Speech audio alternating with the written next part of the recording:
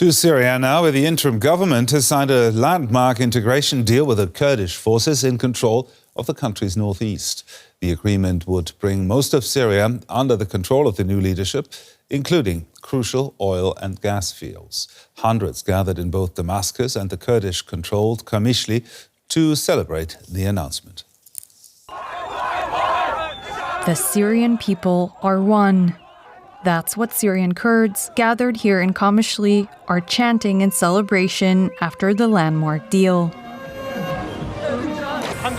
By God, I'm happy. They agreed. It's resolved. Without bloodshed. The Syrian people are tired. We must rebuild Syria with our own hands.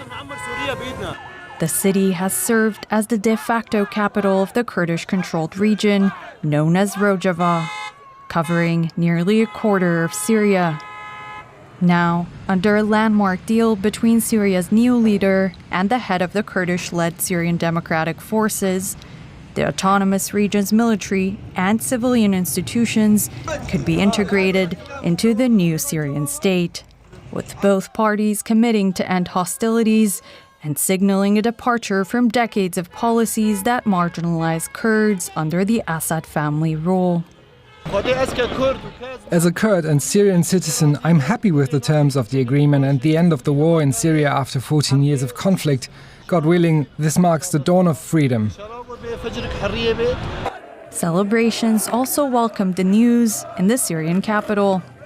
If the deal is implemented, Damascus could take hold of oil and gas fields in the northeast and reclaim control of the country's border with Iraq. We're happy for all Syrians. Thank God some have returned. We're waiting for the rest. The doors and our hearts are open. Many see the move as a positive step towards national unity in the wake of sectarian violence that has uncovered deep divides. Now let's bring in Sara Stachelhaus. She's a Middle East analyst and program coordinator at Heinrich Böll Foundation. That's a think tank with close ties to Germany's Green Party. Sara, for years, the Kurdish forces in the oil-rich northeastern Syria have run a de facto state. What's the reason for them to give it all up and integrate into the new Syrian state? No, thank you for having me.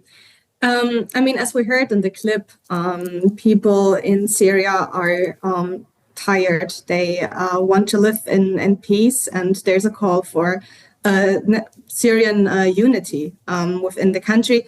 To take a step back, I think there's been pressure on both parties, the SDF and the transitional government in Damascus. The transitional government has not been able to contain the sectarian violence and the revenge killings that we have witnessed in the past days in the coastal area of Syria, which raises the question and fears into the fear that the new Islamist transitional government is not guaranteeing the safety of minorities in Syria. On the contrary, the transitional government has spent the past months trying to consolidate its power by gaining trying to build legitimacy on a national level, on an international level. So for them, that picture is quite a troublesome one. So now taking a step towards an agreement, or taking this agreement with the Kurdish-dominated SDF, now also the news from today with the Druze in Swida, they are trying to send a signal that they do stand for national unity and the protection and inclusion of minorities all over the country. Now, you said it that the interim government is consolidating its power, but what do the Kurds gain from this agreement? Excuse me? I was asking you what the Kurds are gaining from this agreement. Yeah. Yes, the Kurds, as I said, there was pressure and also pressure on both sides. Reports say that there's been a considerable amount of US pressure on the Kurdish-dominated SDF in the northeast to settle on some sort of agreement with Damascus, also to pave the way for a US withdrawal. On the other side of the border, the PKK is putting down their arms and entering a ceasefire after many years with Turkey that treats the SDF as an extension of the PKK. So basically, one could say it doesn't leave the SDF with too many options. Giving the environment at the moment and the pressure for this agreement to conclude. So how do you just mentioned Turkey? How do you think the Turkish government will react to this agreement then?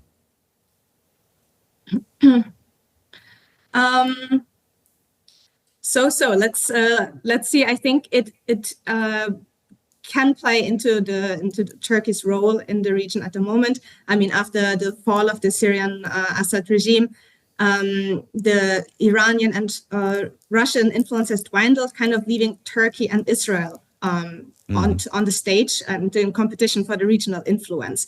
There's also been some talks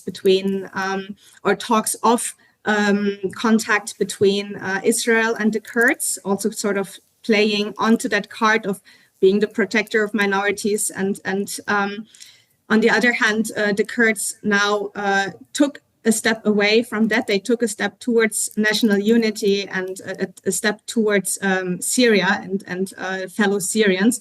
And of course, that also is in the interest of Turkey to not have another regional player indirectly closer to their border and their influence.